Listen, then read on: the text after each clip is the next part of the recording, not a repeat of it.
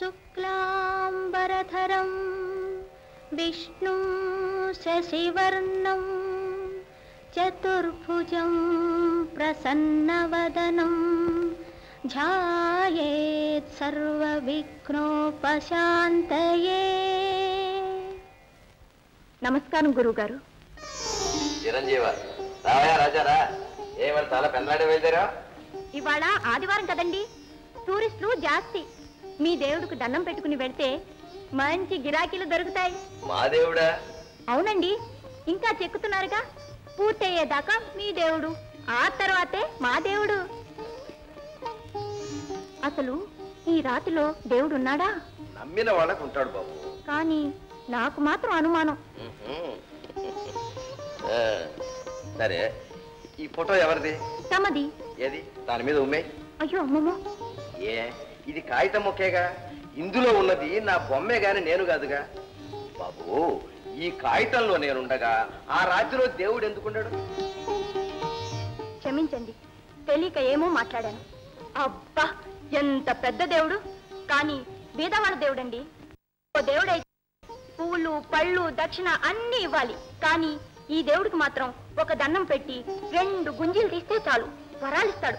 చాలా మంచివాడు. రాజా, ఇంత చిన్న వయస్సులోనే ఆ స్వామి నీకు గొప్ప బుద్ధి అనుగ్రహించాడు రా. నాకా బుద్ధ? ఉన్నవన్నీ సందేహాలే. గారు, ఏమిటిది? దీని మీద ఏవో మాటలు రాస్తున్నా. ఈ సూత్ర శాసనం నాయన, ఈ మధ్యనే బయటపడింది, శుభ్రం చేయించాను. ఏమిటి? సప్తా?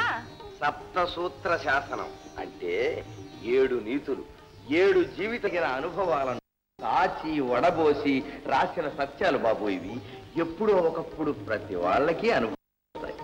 మీకు కూడానా? ఆహా, నాకు నీకు లోకంలో అందరికీ ఇవి సత్యాలే. సరే, అయితే ఇవాళ నుంచి నేను చూసేవి జరిగేవి అన్ని మీకొచ్చి చెప్తాను. ఈ సూత్రాలు నాకు ఎలా రైట్ అవుతాయో మీరు చెప్పాలి. అలాగే బాబు. ఫలించకపోతే నీ చేతులతో ఈ రాత్రి పగలగొట్టు. ఉలి సుత్తి ఇక్కడే పారేసి నేను శిల్ప సన్యాసం చేస్తాను. ఫలిస్తే నేను కూడా దేవుడు బొమ్మలకే కాదు, నాకు కనిపించే ప్రతి రాతికి దేవుడని దండం పెడతాను. వస్తాను గురువుగారు. శుభ్రంగా వెళ్ళరా నాయన, వెళ్ళరా. నమస్కారం గురువుగారు. నమస్కారం, రండి.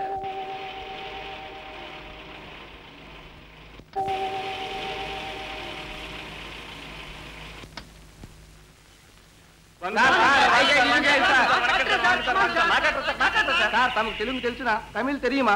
కన్నడం గుర్తు, మలయాళం పరిచయం, హిందీ మాలూమా? ఆహా, సకల భాషానిధి అన్నమాట. సార్, మీరుదా తెలుగు వాండ్లా? ఇక్కడదా అర్జునుడు తపస్సు, ఆడదా భీముడు చట్నీకి తిప్పే రుబ్బుడు పత్రం, అక్కడదా ద్రౌపది అంబాల్ మంజిల్ పసుపు నూరింది, ఇక్కడదా ఎవడవాయను? ద్వాపర యుగంలో భీముడు కలియుగంలో కట్టిన పట్నం వచ్చి పచ్చడి రూపాడా? అదెల్లా మనకు తెలియదు సార్. ఇక్కడంతా అట్లుదా చెప్తారు.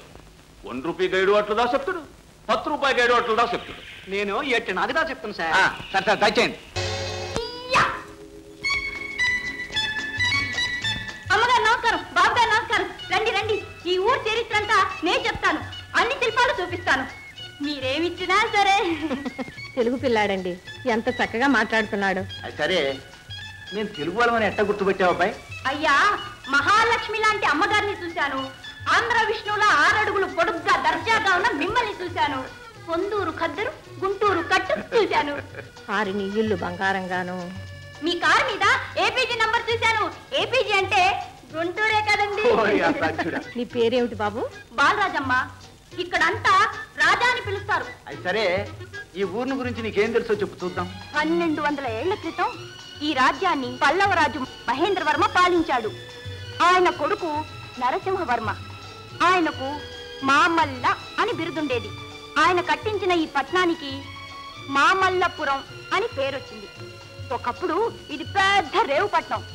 ఆ రాజే ఇక్కడ శిల్పాలు చెక్కించాడు. ఇక్కడ విశేషం ఏమిటంటే, కొండలు గుహలుగా దొలిచి ఆలయాలుగా చెక్కారు.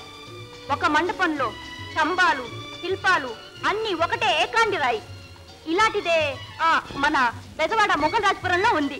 ఇవన్నీ నీకు ఎలా తెలుసు బాబు? ఇంత చిన్న వయసులో? బాబు గారు, తెలియని వారికి చెప్పడం నా పని. మరి తెలుసుకోవటం నా డ్యూటీ కదా. చదువుకున్న వాళ్ళని అడిగి అన్నీ తెలుసుకున్నాను. మీ పోటీ పెద్దలతో మాట్లాడి ఇంకెన్నో తెలుసుకున్నాను. ఎవ్వరు ఏం చెప్పినా ఒక్కసారి వింటే చాలు, కంటతా పట్టేస్తాను. రాజా, ఆ కూతురు బొమ్మ ఏమిటి? కోతులు మన తాత ముత్తాతల తాతలు. వాటిలో నుంచే మన రూపం వచ్చిందంటారు. చూడండి, తల్లి కోతి పిల్ల కోతికి పాలిస్తుంది.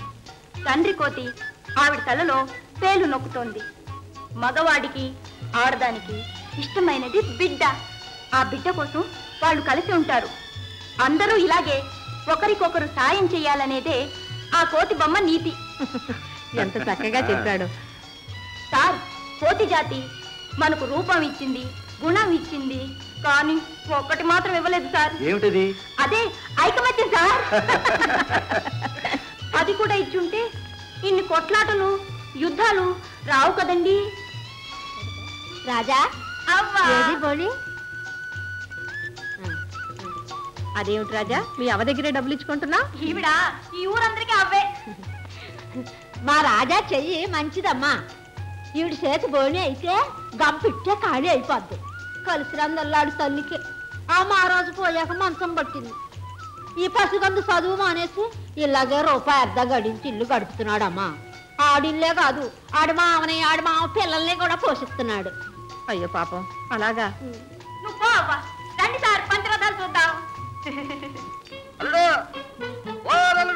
Sir 1 minute. Good morning sir. ఏటల్లుడు బేటాలేక కొట్టేస్తున్నావు? ఎప్పుడు? నేను నిద్ర లేచేసరికి నువ్వు డ్యూటీ లేకెళ్తావు, నేను వచ్చేసరికి నువ్వు నిద్రపోతుంటావు. ఎట్టా సచ్చేదంట. సరే, నీతో ఒక విషయం మాట్లాడాలి. కాఫీలు టీలు మన హెల్త్కు పడవంట. అందుకని అన్ని మానేసి ఈ ఏళ్ళ నుంచి ఆవు పాలు మజ్జిగ తాగుదామని శపథం చేశాను. దాంతో మనసు పాడైపోయింది.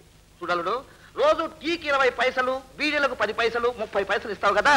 ఆది సోమ మంగళ 3 రోజులకు రూపాయలు 90 పైసలు ఒక్కసారి ఇచ్చావంటే మళ్ళా 3 రోజులు నేను అడగను. లాభం లేదు, ఏ రోజుకి ఆ రోజే. ఓ, అలా అడ్వాన్స్ గా ఇస్తే ఒక అబ్బాయి ఓ బంగారు తల్లిని. అలాగా? మరి వాళ్ళని తీసుకురాలేదే? నాకు వచ్చిన కథలన్నీ చెప్పి నవ్వించేవాళ్ళే. ఇప్పటిదాకా నువ్వు చేసింది అదేగా. మా ఇద్దరిని పసిబిడ్డల్లా ఆడించావు. అంటే బాబు, దేవుడు మాకు సిరి సంపదలు ఇచ్చాడు, కానీ వాటిని అనుభవించడానికి బిడ్డల్నివ్వలేదు. ఏమిటి చెల్లాయ్? అది కాదమ్మా, వీళ్ళకి ఊరంతా చూపిస్తే డబ్బులు ఇస్తారు. దాంతో మనం అమ్మకి మందులు కొనొచ్చు. సగంలో వస్తే డబ్బులు రావు.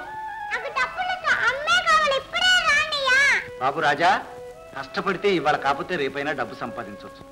కానీ ఎంత డబ్బు పోసినా అమ్మ దొరకదు బాబు. వెంటనే వెళ్ళు. మేము ఈ ఊరి గెస్ట్ హౌస్ లోనే ఉంటాం. నీ బేరం ఎవ్వరికీ ఇవ్వం. అమ్మగారు, ఎలా బాబు గారు?